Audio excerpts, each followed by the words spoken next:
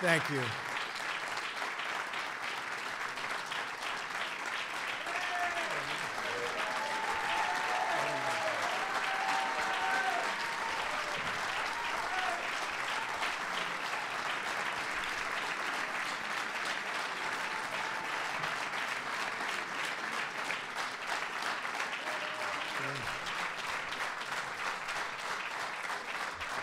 Thank you very much. Thank you. Today, Israel takes a big step towards peace.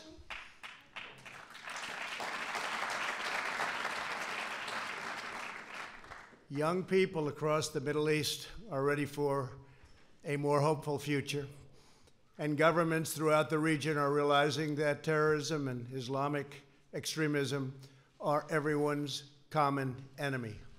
Yesterday, I had the pleasure of meeting with both the Prime Minister of Israel and a man that's working very hard to become the Prime Minister of Israel in the longest-running election of all time, Benny Gantz of the Blue and White Party. And both leaders joined me to express their support for this effort, proving that the state of Israel looking for peace and that peace transcends politics. By any measure, unmeasurable, that's what they want. On my first trip overseas as president, I visited the Holy Land of Israel. I was deeply moved and amazed by what this small country had achieved in the face of overwhelming odds and never-ending threats. The state of Israel comprises only a minuscule amount of land in the Middle East, and yet it has become a thriving center of democracy, innovation, culture, and commerce. Israel is a light unto the world. The hearts and history of our people are woven together. The land of Israel is an ancient home, a sacred place of worship, and a solemn promise to the Jewish people that we will never again repeat history's darkest hour.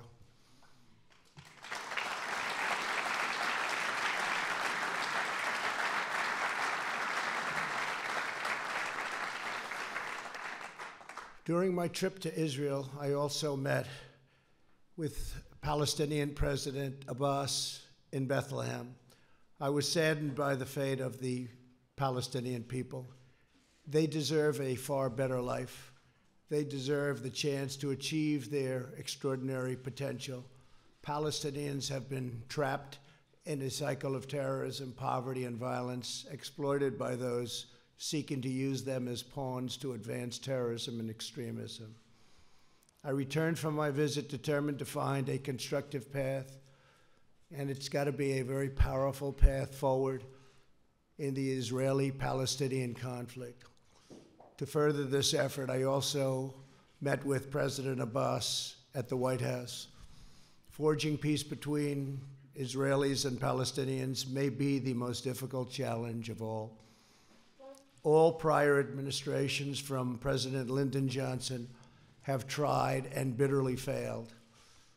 But I was not elected to do small things or shy away from big problems.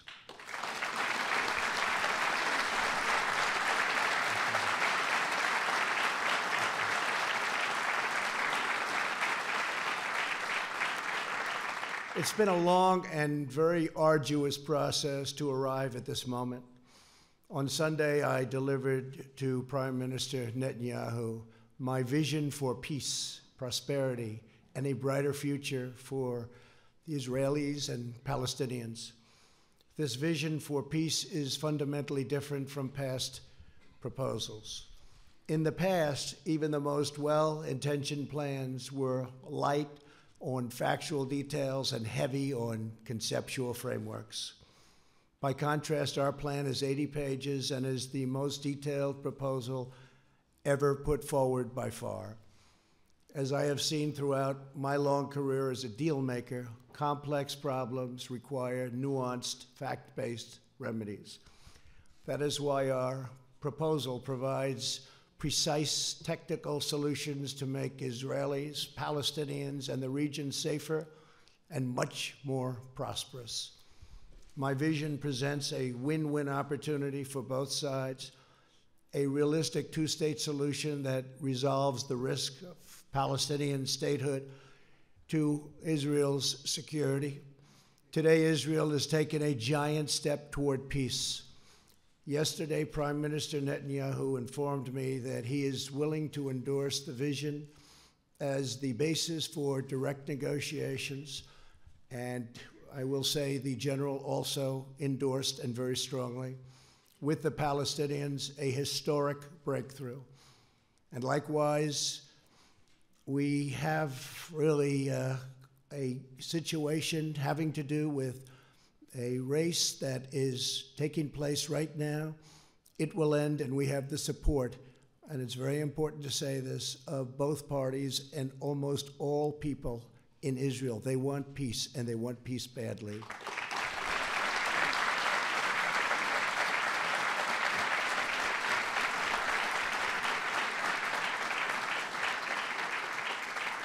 This is the first time Israel has authorized the release of a conceptual map illustrating the territorial compromises it's willing to make for the cause of peace, and they've gone a long way. This is an unprecedented and highly significant development. Mr. Prime Minister, thank you for having the courage to take this bold step forward.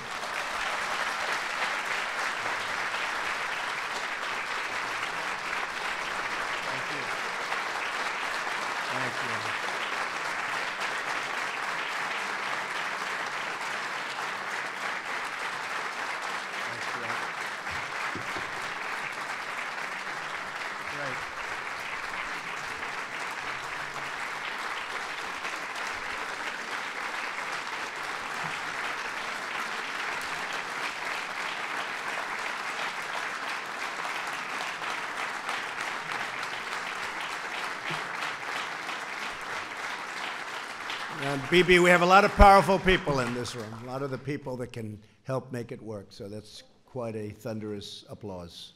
Thank you very much. Thank you. We will form a joint committee with Israel to convert the conceptual map into a more detailed and calibrated rendering so that recognition can be immediately achieved.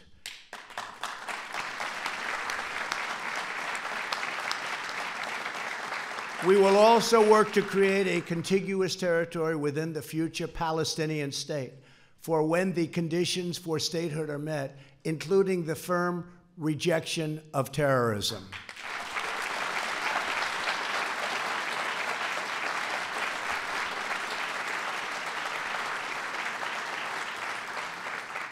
Under this vision, Jerusalem will remain Israel's undivided, very important, undivided capital.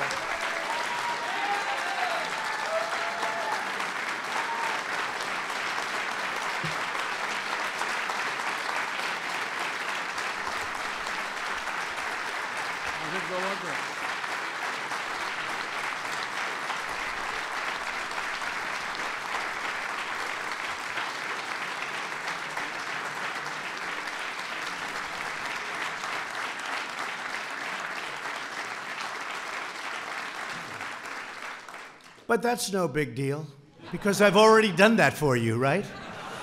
We've already done that, but that's okay. It's going to remain that way. And the United States will recognize Israeli sovereignty over the territory that my vision provides to be part of the state of Israel. Very important. And crucially, the proposed transition to a two-state solution will present no incremental security risk to the state of Israel whatsoever. We will not allow a return to the days of bloodshed, bus bombings, nightclub attacks, and relentless terror. Won't be allowed. Peace requires compromise, but we will never ask Israel to compromise its security. Can't do that.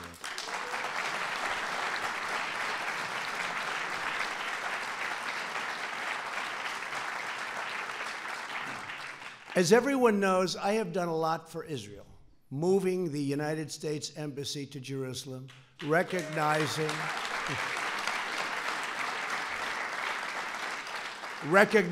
the Golan Heights,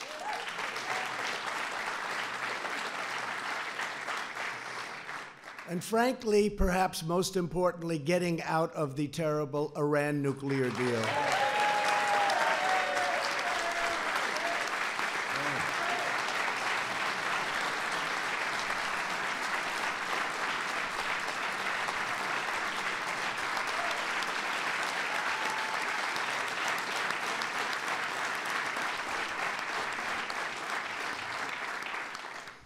There's a lot of spirit in this room. It's true. You don't see it often. You don't see it often. Therefore, it is only reasonable that I have to do a lot for the Palestinians, or it just wouldn't be fair. Now, don't clap for that, okay? But it's true. It wouldn't be fair. I want this deal to be a great deal for the Palestinians. It has to be. Today's agreement is a historic opportunity for the Palestinians to finally achieve an independent state of their very own. After 70 years of little progress, this could be the last opportunity they will ever have, and last for a lot of reasons. We'll never have a team like we have right now. We have a team of people that love the United States, and they love Israel, and they're very smart and very, very committed, from your ambassador, David Friedman,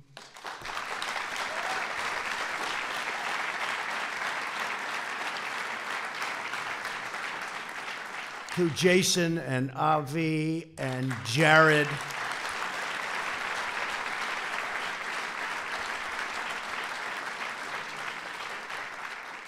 and they're all great deal makers, and they also understand the other side, and they want the other side to do well, because that's the sign of a great deal, and they understand that.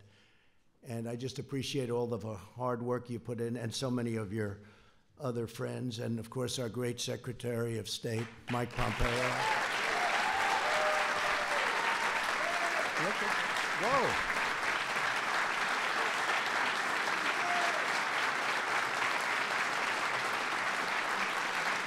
Wow, that's impressive. That was very impressive, Mike. That reporter couldn't have done too good a job on you yesterday, right? I think you did a good job on her, actually. That's good. Thank you, Mike. Great. Are you running for Senate? I guess the answer is no after that, huh? They all want him to. Kansas, great state. They want him to, but you're doing a great job. Don't move. The Palestinian people have grown distrustful after years of unfulfilled promises. So true. Yet I know they are ready to escape their tragic past and realize a great destiny. But we must break free of yesterday's failed approaches. This map will more than double the Palestinian territory and provide a Palestinian capital in eastern Jerusalem, where America will proudly open an embassy.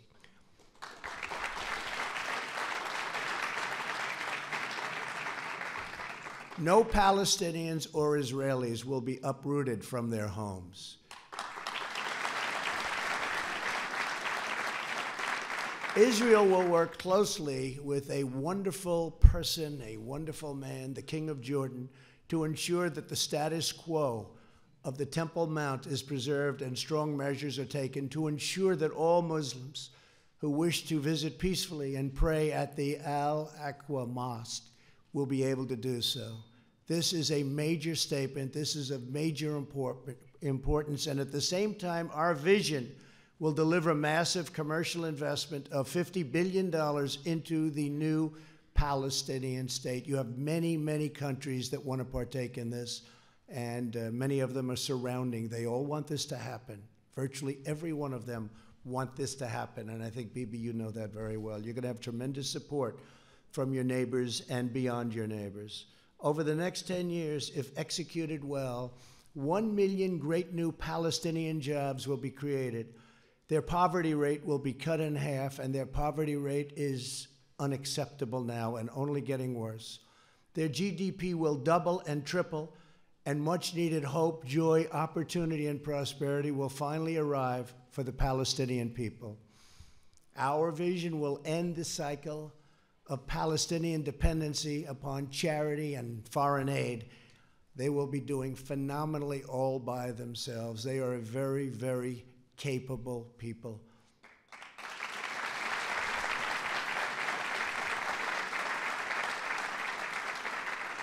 And we will help by empowering the Palestinians to thrive on their own.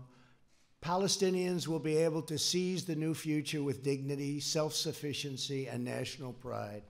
To ensure a successful Palestinian state, we are asking the Palestinians to meet the challenges of peaceful coexistence.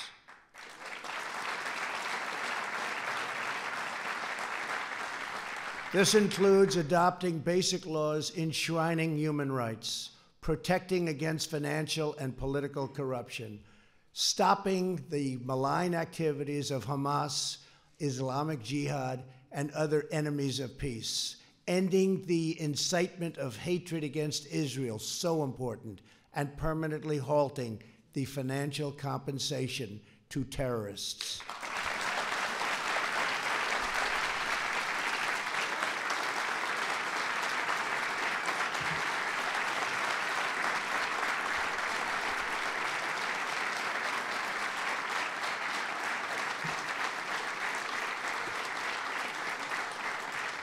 And perhaps most importantly, my vision gives the Palestinians the time needed to rise up and meet the challenges of statehood. I sent a letter today to President Abbas. I explained to him that the territory allocated for his new state will remain open and undeveloped for a period of 4 years. During this time, Palestinians can use all appropriate deliberation to study the deal, negotiate with Israel, achieve the criteria for statehood, and become a truly independent and wonderful state. President Abbas, I want you to know that if you choose the path to peace, America and many other countries, we will be there. We will be there to help you in so many different ways, and we will be there every step of the way. We will be there to help.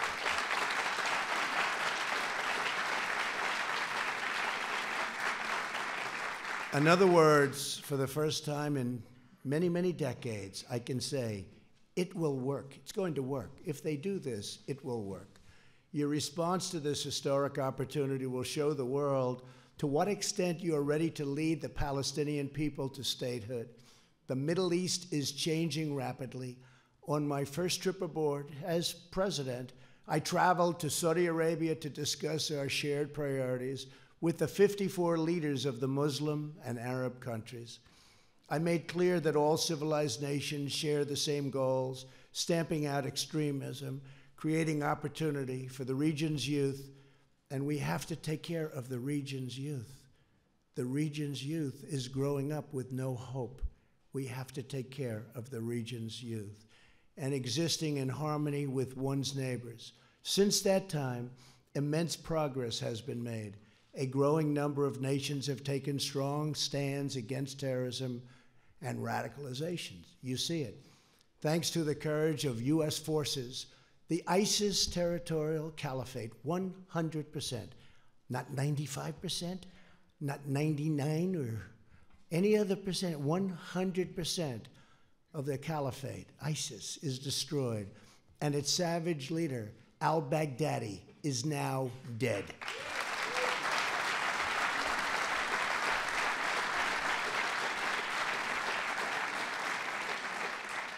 And I want to thank, we have some of our great senators and congressmen and women here, and I want to thank you all for the tremendous help. Thank you very much, Jim, Ted, everybody, Steve. Our leader, thank you. Mark, thank you. Great people. These are great people. They work so hard, and they love this country. The Iranian regime is isolated and weakened greatly. We eliminated Qasem Soleimani, the world's top terrorist.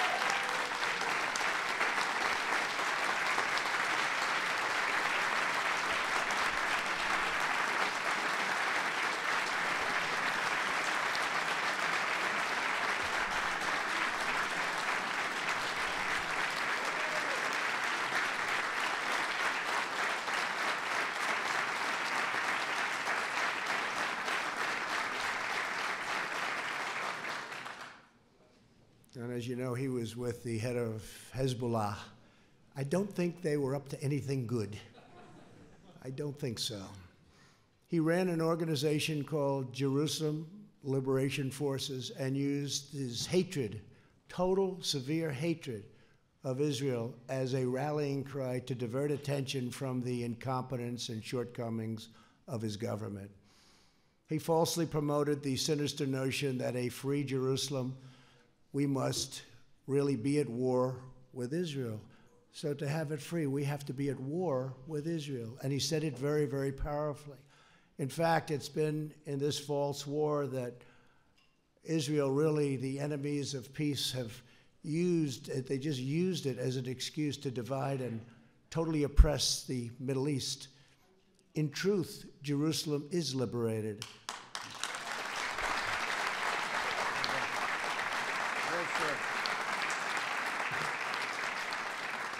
Jerusalem is a safe, open, democratic city that welcomes people of all faiths and all places.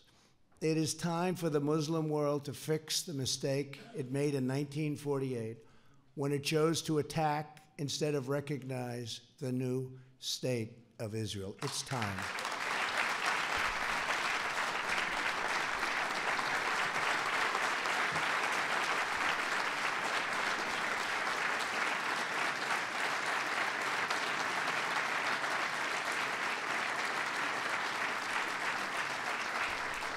Since then, the amount of needless bloodshed and all squandered opportunities, so many squandered opportunities in the name of senseless causes, is beyond measure. The Palestinians have been the primary pawn in this regional adventurism, and it's time for this sad chapter in history to end quickly, end now. It's never too late for courageous leaders to set a new course, to pursue what is right, to change the future only for the better. America is prepared to work with all parties on our vision. So many other countries are willing, ready, and able to work with us. I've spoken to many of them.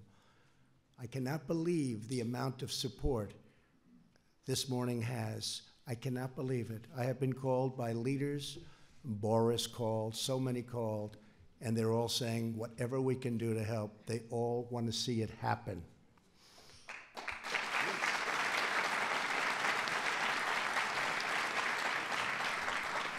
But America cannot care more about peace than the stakeholders in the region. There are many Muslims who never visited Al-Aqsa, and many Christians and Jews who never visited the holy sites in the West Bank described so vividly in the Bible. My vision will change that. Our majestic biblical heritage will be able to live, breathe, and flourish in modern times. All humanity should be able to enjoy the glories of the Holy Land. This part of the world is forever connected to the human soul and the human spirit. These ancient lands should not be symbols of conflict, but eternal symbols of peace. Thank you again for all of the work you've all done and all of these incredible honored guests for being here. And in particular, I want to thank Prime Minister Netanyahu. I also want to thank Oman, Bahrain, and the United Arab Emirates for the incredible work they've done, helping us with so much and sending their ambassadors to be with us today. Thank you very much for being here. Oman, Bahrain, and the Arab Emirates? Yeah.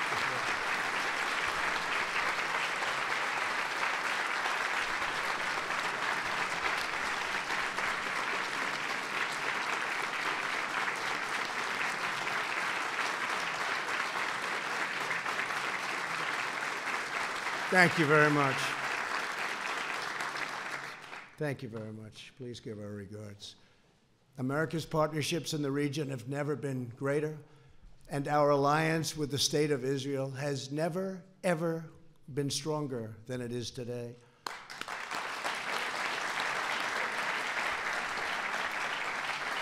Together, we can bring about a new dawn in the Middle East. And I would now, again, just like to thank everybody and A very special group of people, an incredible group of people. So many have been with us on this journey right from the beginning, and we're getting there. They say it's the toughest deal ever to make. In business, when I have a tough deal, people would say, this is tougher than the Israelis and the Palestinians. They used it as an excuse, meaning that was always the standard. Actually, there's nothing tougher than this one, but we have to get it done. We have an obligation to humanity to get it done.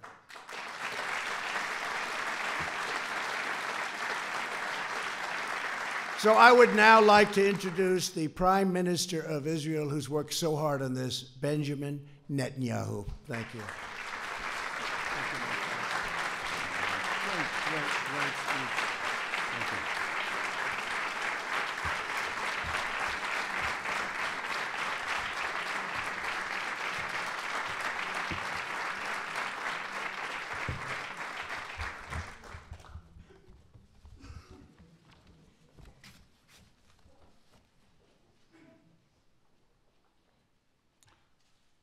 In the Middle East, we drink water before a long voyage.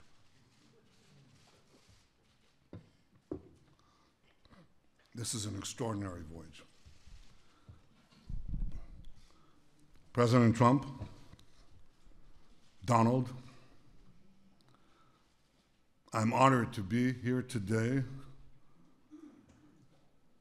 along with my wife, Sarah, Minister Yariv Levin, Ambassador Ron Dermer. Ron, thank you for everything you've been doing.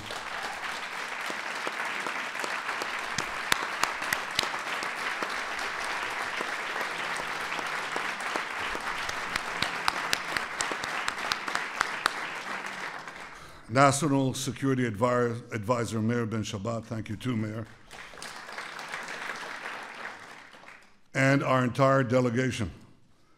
We are honored to be here with you, Mr. President, with Secretary of State Mike Pompeo. We applaud you, Mike. Secretary of the Treasury Steve Mnuchin, National Security Advisor Robert O'Brien, America's UN Ambassador Kelly Craft, Jared Kushner and Ivanka, it's good to see you both.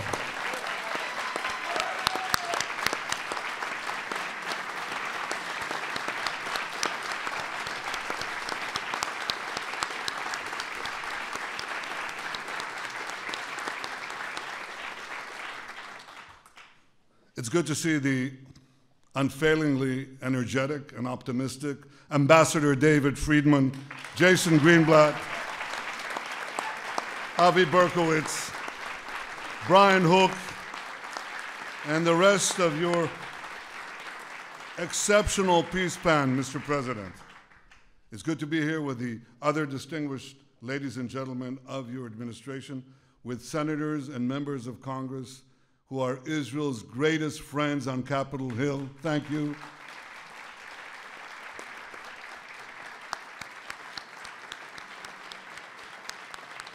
Thank you.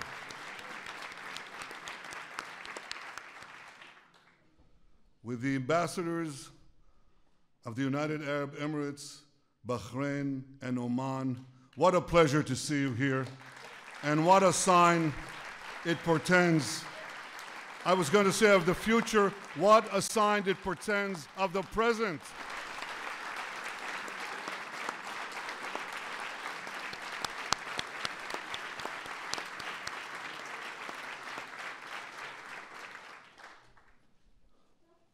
To all of you and to the many other distinguished guests who are here today, this is a historic day. And it recalls another historic day. We remember May 14th, 1948, because on that day, President Truman became the first world leader to recognize the state of Israel after our first Prime Minister, David Ben-Gurion, declared our independence. That day chartered a brilliant future. Mr. President, I believe that down the decades, and perhaps down the centuries, we will also remember January 28th, 2020, because on this day, you became the first world leader to recognize Israel's sovereignty over areas in Judea and Samaria that are vital to our security and central to our heritage.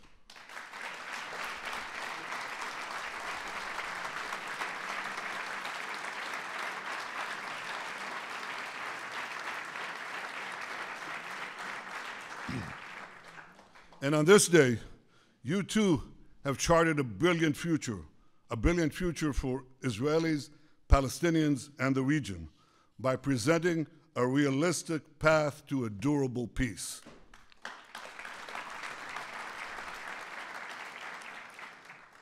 Since the moment of its birth, Israel has yearned for peace with our Palestinian neighbors and peace with the broader Arab world.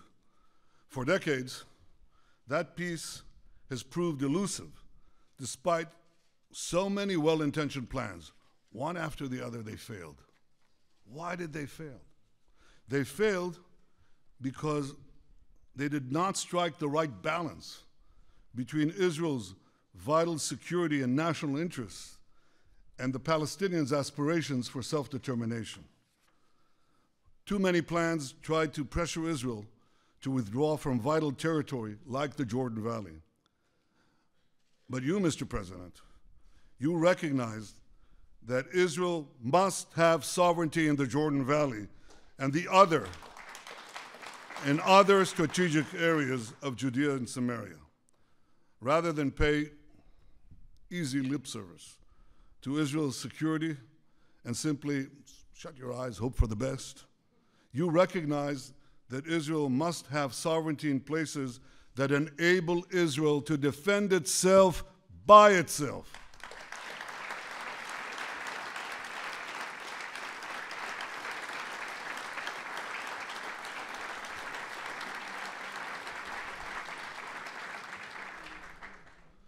For too long, far too long, the very heart of the land of Israel, where our patriarchs prayed, our prophets preached, and our kings ruled, has been outrageously branded as illegally occupied territory.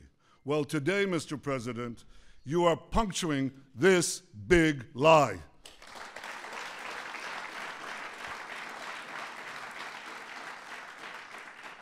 You are recognizing Israel's sovereignty over all the Jewish communities in Judea and Samaria, large and small alike.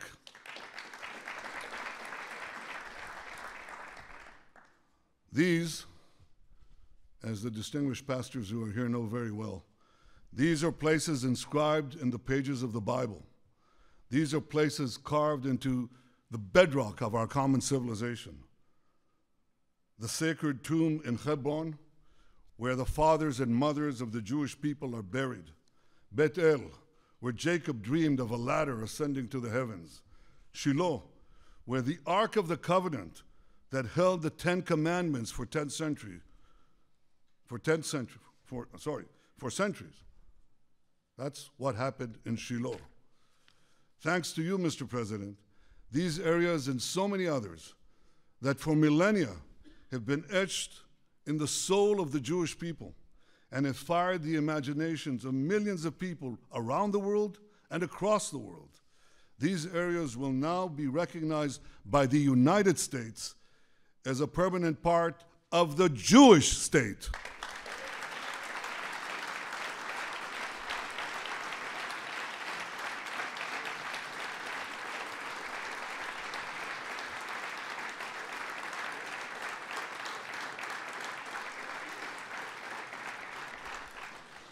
Mr. President, because of this historic recognition, and because I believe your peace plan strikes the right balance where other plans have failed, I've agreed to negotiate peace with the Palestinians on the basis of your peace plan.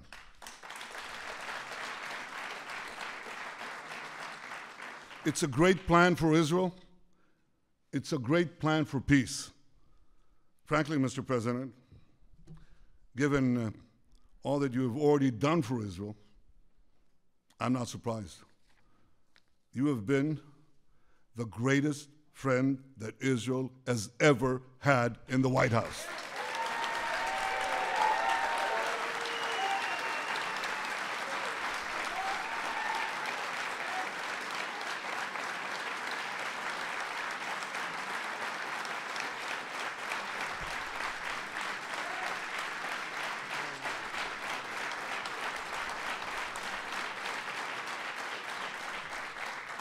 Frankly, though we've had some great, outstanding friends in these halls, it's not even close. Your historic decisions to recognize Jerusalem as Israel's capital, to recognize Israel's sovereignty over the Golan Heights, to reaffirm Israel's legal claims in Judea and Samaria, to stand up to Iran, to pull out of that dangerous Iran deal, to confront is not the word, to eliminate Qasem Soleimani,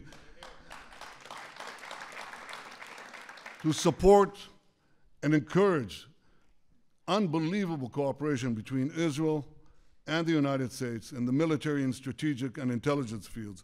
All this bear testament to the friendship and depth of your leadership and commitment to Israel. From our very first meeting here in the White House 3 years ago, you repeatedly made clear your commitment to help Israel achieve peace with the Palestinians and peace with the rest of the Arab world. Mr. President, I share that commitment, and I look forward to working with you to achieve a peace that will protect Israel's security, provide the Palestinians with dignity and their own national life, and improve Israel's relations with the Arab world. Your peace plan advances all these goals. First, it addresses the root cause of the conflict, by insisting that the Palestinians will finally have to recognize Israel as the Jewish state.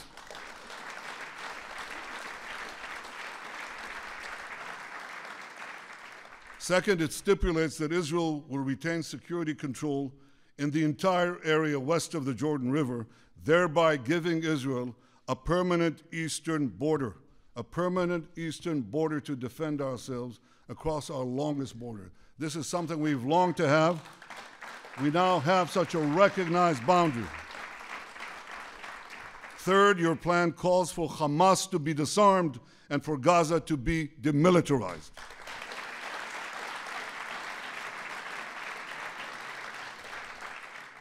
Fourth, it makes clear that the Palestinian refugee problem must be solved outside the state of Israel. Fifth, it calls for our ancient capital, Jerusalem, to remain united under Israel's sovereignty. It, of course, ensures that religious sites remain accessible to all faiths, and it maintains the status quo on the Temple Mount. Sixth, your plan does not uproot anyone from their homes, Israelis and Palestinians alike. Instead, it proposes innovative solutions whereby Israelis will be connected to Israel and whereby Palestinians will also be connected to one another. That helps if you have these real estate people, you know. They can come up with things normal human beings don't think about, and they have. Mr. President, Israel wants the Palestinians to have a better life. We want them to have a future of national dignity, prosperity, and hope. Your peace plan offers the Palestinians such a future. Your peace plan offers the Palestinians a pathway to a future state. I know that it may take them a very long time to reach the end of that path. It may even take them a very long time to get to the beginning of that path. But if the Palestinians are genuinely prepared to take that path, if they're genuinely prepared to make peace with the Jewish state, and if they agree to abide by all the conditions you have put forward in your plan, Israel will be there. Israel will be prepared to negotiate peace right away.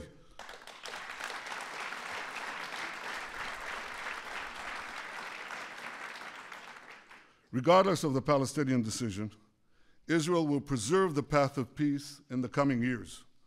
For at least 4 years, Israel will maintain the status quo in areas that your plan does not designate as being part of Israel in the future.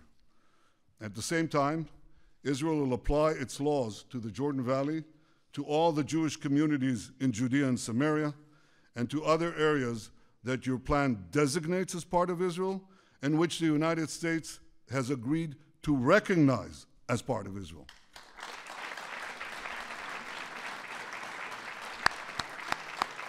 I like that.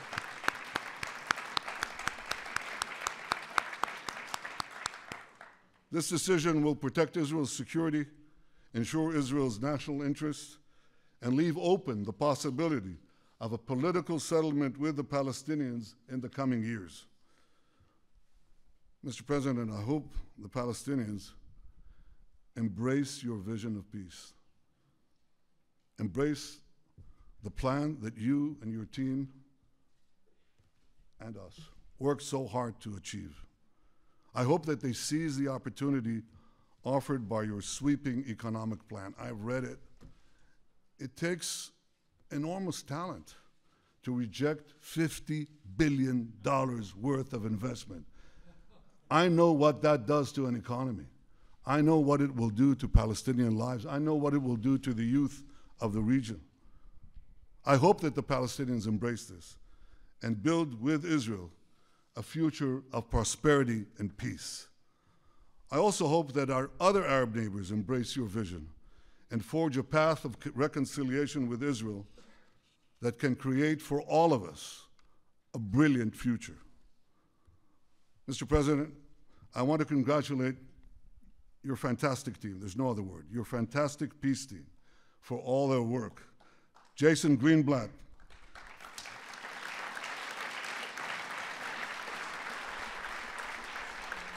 thank you, Jason, for the terrific job you did as America's peace envoy for nearly 3 years.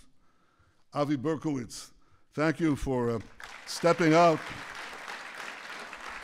Thank you, Avi, for stepping out from your important behind the scenes role and ably working in those past few months to get this plan done. Ambassador David Friedman, thank you, David.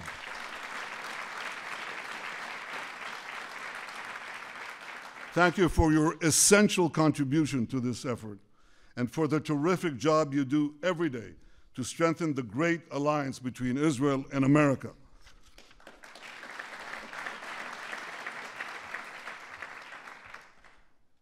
And Jared Kushner, without your wisdom, your persistence, your resolve, this day would have never come.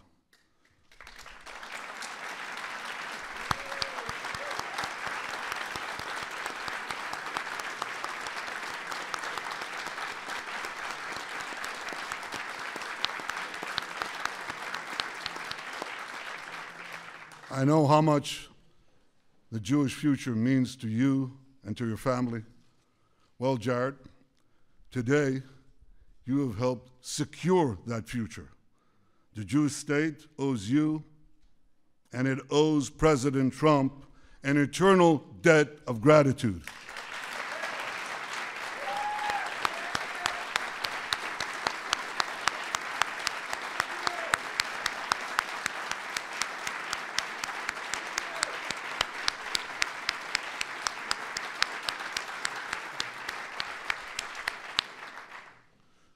Mr. President, on that historic day of May 14th, 1948, both David Ben-Gurion and President Truman had a fateful decision to make. Many argued that Ben-Gurion should not declare Israel's independence. Many argued that President Truman should not recognize the Jewish state. But both leaders understood the magnitude of the hour. They seized the moment and they changed history. Like you, Mr. President, I understand the magnitude of this moment. With you, Mr. President, I'm prepared to seize the moment and change history. I know that there'll be opposition. There's always opposition. I know there'll be many obstacles along the way, much criticism. But we have an old Jewish saying, if not now, when? And if not us, who? Im lo achshav, matai, im lo anachnu, az mi? Mr. President, your deal of the century is the opportunity of the century. And rest assured, Israel will not miss this opportunity. Mr. President, Donald, Israel is blessed to have your friendship and your powerful leadership, and Israel is blessed to have the friendship of the greatest power on earth, the United States of America. May God bless America, may God bless Israel, and may God bless us all with security, prosperity, and peace. Thank you.